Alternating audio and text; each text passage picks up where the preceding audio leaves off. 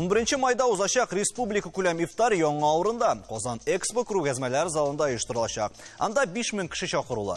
Шул ук вакытта Акбарс Арена стадионында да 5000 кешегә ланч-бокслар таратылачак. Быелгы ифтар үзенчәлекләре нинди? Эфирда таяну нуктасы тапшыруы студияда Алмаз Гафиятов исәнсез. Хәерле кич, мөхтәрәм кунаклар, безнең белән элемтәдә Финляндиядан Рамил хәзрәт Биләев та булачак. Сезгә сүзне аерым бирербез. Рамил хәзрәт, менә иңлек ифтарның асылы турында сөйләп китәсе. Кемнәр өчен үткәрелә ул, максаты нинди һәм быел ниндирәк үзенчәлекләр көтелә? Бисмиллаһир-рахманир-рахим. Ифтарның максаты да инде әлбәттә ушбу җәмгыятебездә авыр хәлдә булган кешеләрнең хәлләренә керү. Мискин, фәкыйрь, кыен хәлдә, хәтта бер лыкма ризык таба алмаган ушбу Рамазан шәрифтә дә бигрәк уразалы бит инде ул кеше.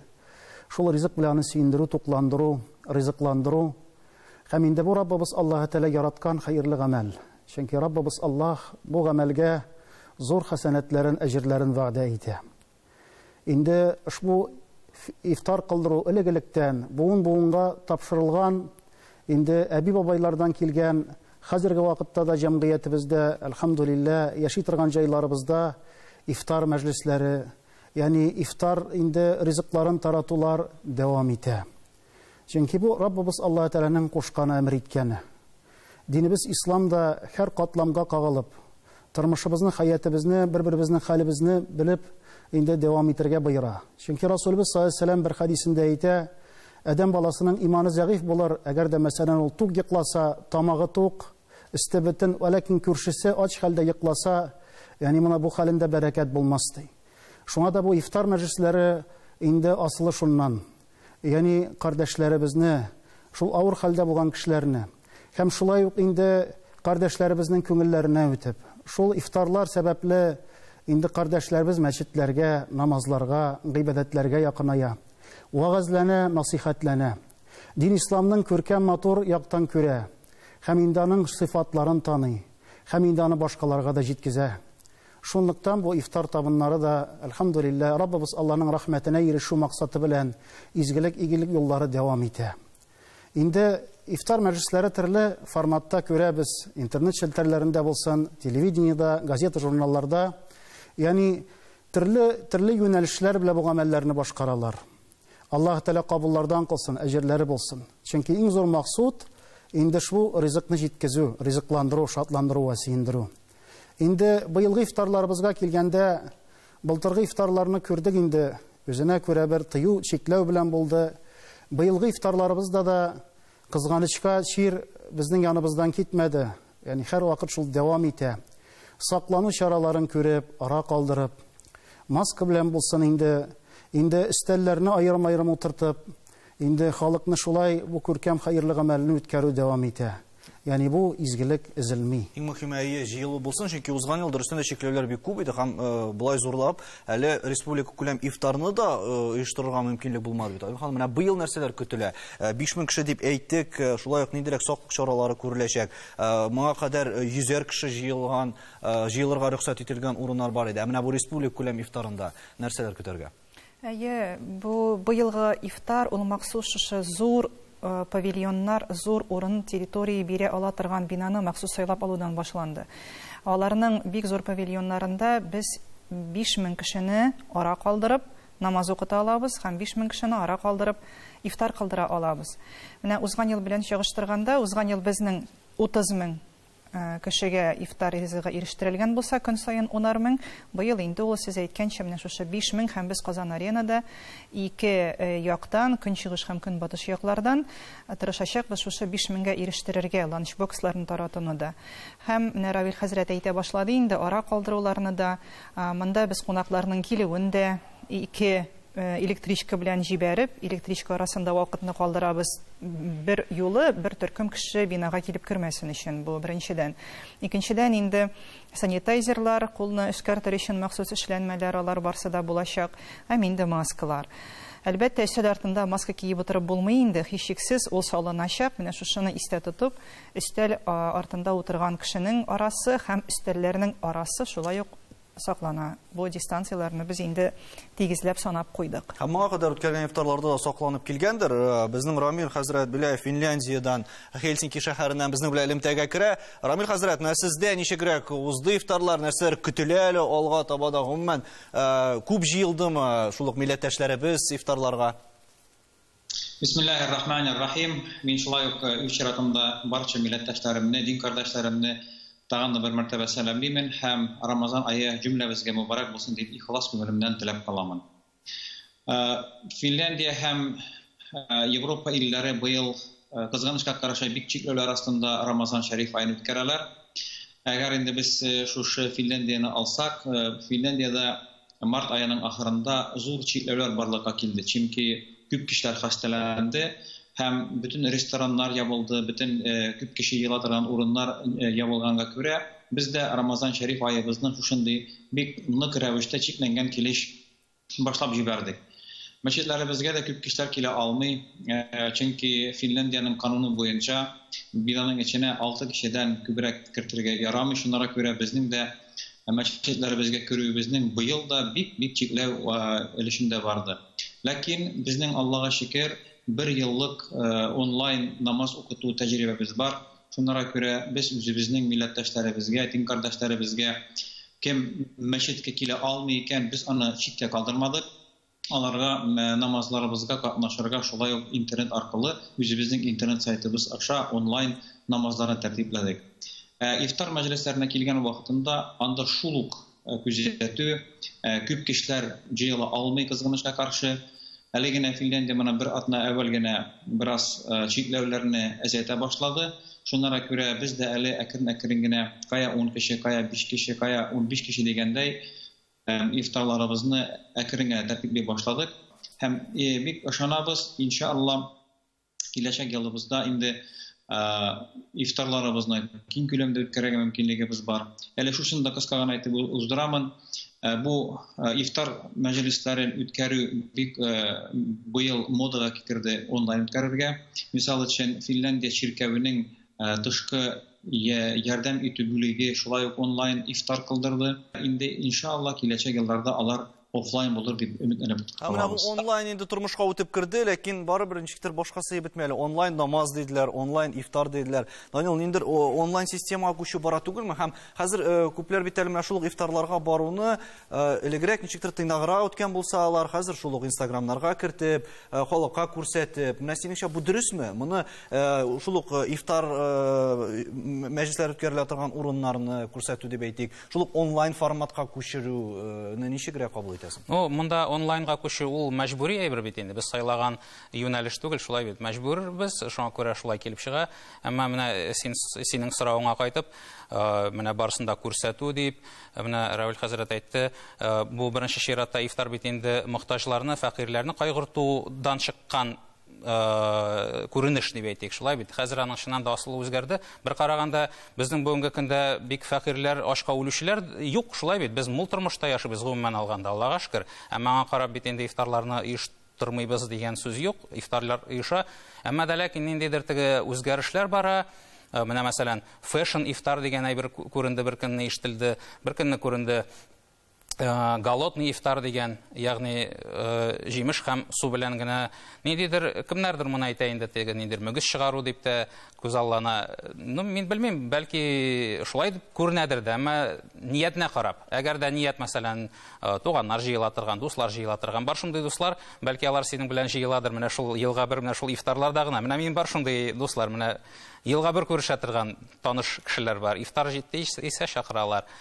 Ниятне карап тор дип уйлыйм инде. Кирәк гамәл бит инде бу икенче яктан караганда, менә син әйткәнчә бәлки җыела алмаган вакытлар булса, димәк максатлар үзгәрә барыбер. Монда бит инде күбесенчә менә элегрәк инде шул ук мохтаҗларга үткәргән булсалар, хәзер син әйткәнчә менә шул ук үзенчәлекләр һәм кыйммәтләр үзгәрде. Менә бер генә әйберне истисем килә, мохтаҗларга ярдәм итү дигәннән, бу фитр садакасы буенча да мин хәтерлим, менә уразада түгел, Курбан гаетендә интернетта шундай бер исемлек пайда булган иде. Мохтаҗларны, фәкыйрьләрне биргәннәр районнарга бүлеп. Мәсәлән, авиатөзелеш районында менә шундый кешеләр бар, телефоннары бирелгән. Һәм шуннан да шалтыратасың, ул шуннан да ниндидер фейк исемлек түгел, шуннан да бәлки аны ДУМРТ оештыргандыр, волонтерлар оештырганманы, бик уңайлы. Мәсәлән, кеше корбан чалды, кемгә бирергә белми, шундан шалтырата бер исемлек буенча китерә, бирә, аңа бер рәхмәтләрне әйтеп калалар. Менә ифтар буенча да, фитр сәдакасын тапшыру буенча да шундай схема булса шәп булыр иде. Фитр сәдакасына исемлек инде чыкты, ул интернетта бар, безнең төркемнәрдә инде кулланыла. Икенчелештә сөйләшербез әле фитр сәдакасы турында. Менә шул эшчәнлек турында, Әмир. Нәрсәләр эшләнә, ниндирәк эшчәнлек алып барасыз һәм шулай ук менә елның үзенчәлекләрен алып, аннары менә бу чикләүләрне алып, ниндирәк эшчәнлек башкардыгыз? Татарстан Республикасы мөселманнар дине нәзарәтенең нәзарәте ел сайын Рамазан изге гамәлләр ае дигән марафон игълан итә. Һәм Аллаһка шөкер, без ел сайын ул марафонда бик актив катнашабыз. Һәм быел без 3 төп юнәлештә эшлибез. Беренчесе ул әлбәттә авыру балаларга шул тернәкләндерү чаралары өчен матди ярдәм күрсәтү инде. Икенчесе ул безнең менә Татарстан Республикасының муниципаль районнарында, бигрәк тә авыл җирлекләрендә даими рәвештә бөтен Рамазан ае буе ифтарлар үткәрү. Ләкин күп мәҗәсүз килә, шул кадәр җыеп булмый, чөнки алырга менә сезгә ничек мөрәҗәгать итәргә, бәлки шул ук безнең тапшыруны караучыларның сорау туадыр, кемнәрдер бәлки ифтар оештырасы киләдер, шул ук акчалата ярдәм. Рамазан ае бит әле ул шул ук изге гамәлләр кылу ае да. Менә сезгә ничегрәк мөрәҗәгать итәргә, шул ук интернет аша гынамы, әллә башка юлларда бармы? Әйе, төп шул интернет аша инде безнең www.zakat.rt.ru сайтына кирип, анда барча мәгълүмат бар. Аннан карап та ярдәм итеп була. Икенчесе ул безнең 225-33-22 телефоны буенча шалтыратып белешергә мөмкин. Быелгы садакалар күләме турында без рекламадан сөйләшербез.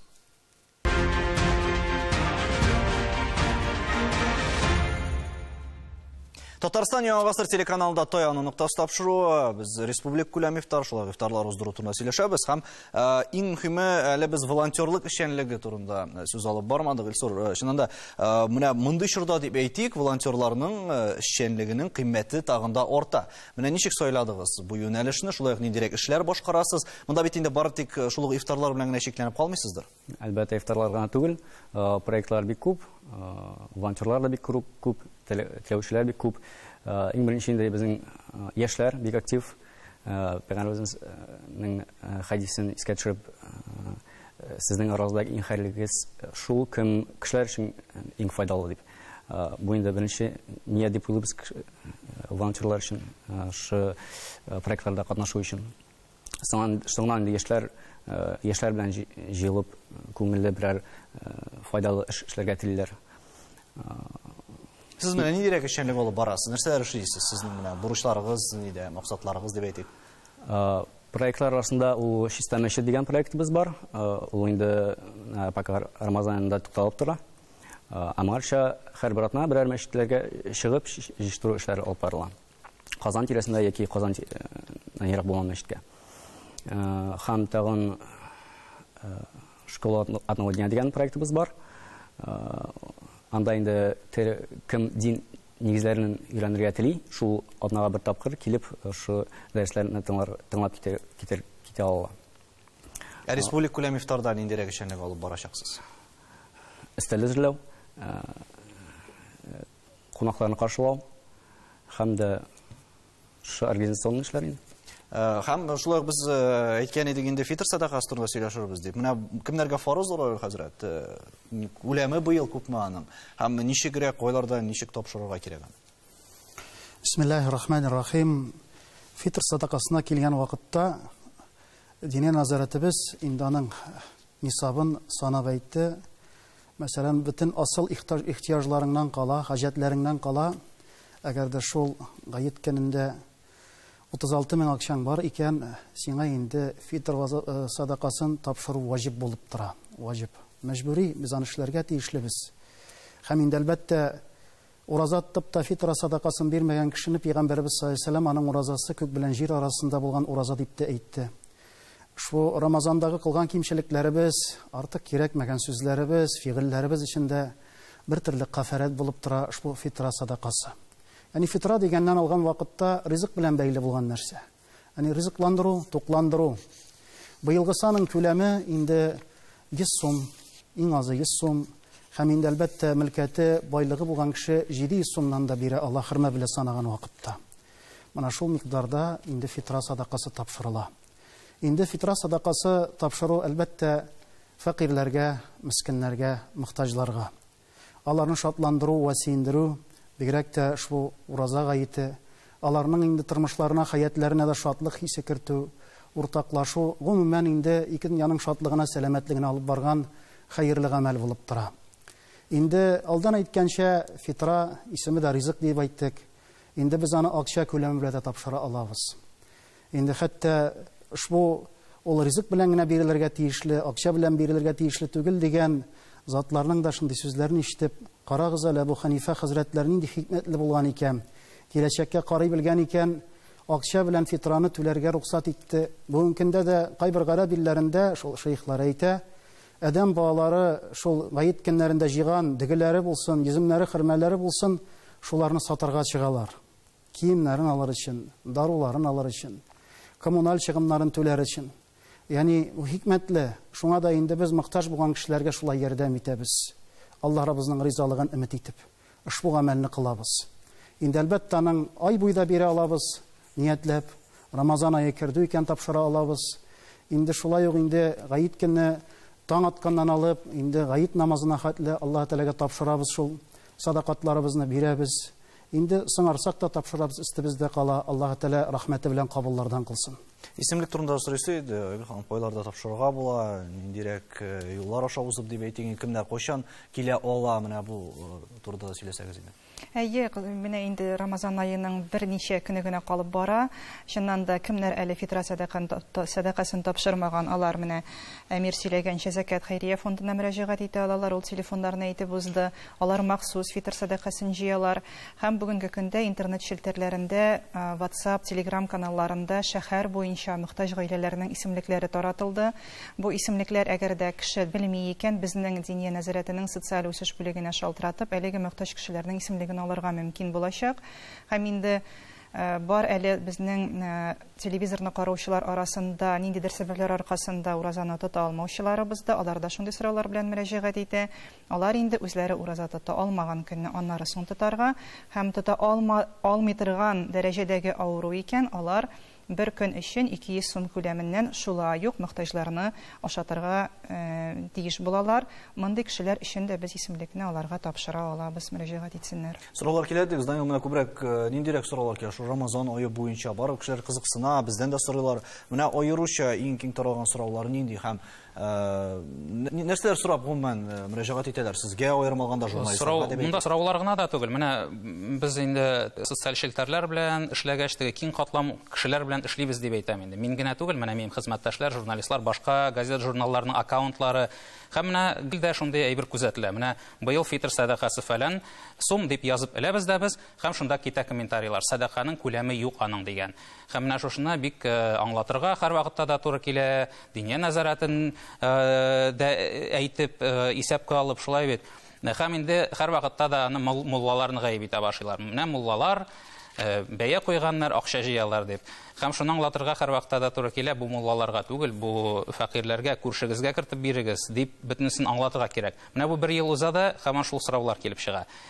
Чынлыкта кешеләрдә сорау күп, но мин инде уйлыйм, менә шул сораулар, менә шу ел сайын менә бу ифтарлар узып, менә фитр садакаларын ел сайын уздырып, инде күпчелек кешегә аңлашыла да башлар дип уйлыйм. Ләкин ел сайын аңлатып торырга кирәктер. Ел сайын аңлатып торырга кирәк. Һәр даим кемдер бәлки ишетә калгандыр, күрмәшә калгандыр, барыбер сораулар туа. Яңадан Хельсинкига сүз бирик әле без, Рамил хәзрәт. Менә әйтеп киттек инде чикләүләр күп дип. Милләттәшләр гомумән күп килә. Менә сездә шулай ук инде Татарстанда кебек республик күләм ифтарлар планлаштырылганмы, әллә барыбер шул күбрәк онлайн формат һәм инде артык җыелмаска тырышасызмы? Әйе, дөрестән дә тырышабыз, артык җыелмаска, чөнки без дәүләтнең кануннарын бозарга тырышмыйбыз. Шушы кануннар чикләрендә яшәргә тырышабыз, ләкин аннары карамастан кечерәк күләмдә шәхси идарәбездә без мәҗлесләргә җыелабыз һәм шушы гадәтебезне дәвам итәбез. Чөнки ул әле үзебезгә генә түгел, безнең балаларыбызга да кирәк аны күрсәтергә. Андый гадәт бар дип, алар да өйрәнсеннәр. Федерациядагы сана килгән вакытында бик яхшы фикерләр әйттегез, бик зур рәхмәт һәм без дә үзебезнең тәҗрибәбезне уртаклашмак телибез. Финляндиядә белгәнегезчә, Европа илләренең зур өлешендәге шикелле бөтенләй фәкыйрьлектә, мискинлектә яшәгән кешеләр юк. Димәк, аларны дәүләт социаль яктан ничек тә булса карый, аларга әгәр дә акчалары булмаса, акчаларын биреп, көндәлек акчалары белән тәэмин итә.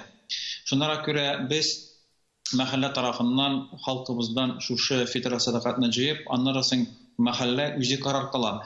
Кая аны җибәрә дип. Мисал өчен, әгәр дә үзебезнең арабызда хасталарыбыз булса, дарулар Европада кыйбат, шушы даруларны сатып алырга да без ярдәм итә алабыз.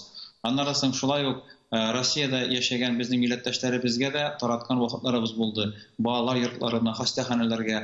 Менә шулай итеп, үткән елларда бәйрәм көнендә, бәйрәмнән әүвәл, намаз башламастан әүвәл шушы садака сандыгы белән без халкыбыздан җыштыра идек. Инде быел без үткән ел шикелле халкыбызга хәбәр иттек, димәк, сез үзегезнең фитр садакатыгызны бәйрәмгә кадәр безнең банка хисабыбызга, банка номерына күчерә аласыз дип. Менә Аллаһ Тәгалә җөмләбезне кабул итсен иде. Димәк, төрлечә монда ярдәм итәргә була, бары тик ризык белән генә түгел, шул ук ифтарлар оештырып кына түгел, шул ук менә күргәнчә дарулар ярдәмендә дә, әгәр дә андый даруларга мохтаҗ кешеләр бар икән, ярдәм итәргә була. Зәкат кемгә фарыз? Менә аны кемгә бирәләр? Зәкат ул безнең ислам диненең 3нче баганасы булып санала. Һәм зәкат ул бай мусламаннарның мохтаҗ мусламаннарга карата ярдәме була инде. Ул зәкат нисап күләменнән шутлап чыгарыла. Әгәр мөмкинлеге бар икән, мәсәлән, буш куллануында аның 35 грамм алтынга кадәр җиткән акчасы бар икән һәм ел дәврендә шушы акча сакланып кала икән, ул бай мусламаннар категориясына керә. Һәм ул мохтаҗ кешеләргә ярдәм итәргә мәҗбүри була. Һәм кемнәргә түләнергә тиешле бул дигәндә, монда безнең изге Коръән Кәрим китабының Тәүбә сүрәсенең 60-нчы аятында килә. Анда 8 төркем билгеләнә. Беренче төркем ул фәкыйрьләр төркеме. Икенче категориясе, икенче төркем ул безнең мискиннәр. Мискиннәр монда бигрәк катлаулырак. Мәсәлән, бу иң авыр төркемнең берсе дип әйтергә була, чөнки монда кешенең ашарга да булмаса инде, яшәргә торырга җир булмаса, киергә киеме булмаса, бу кешеләр мискиннәр категориясына керә. Өченчесе ул зәкат җыючы һәм таратучы кешеләр.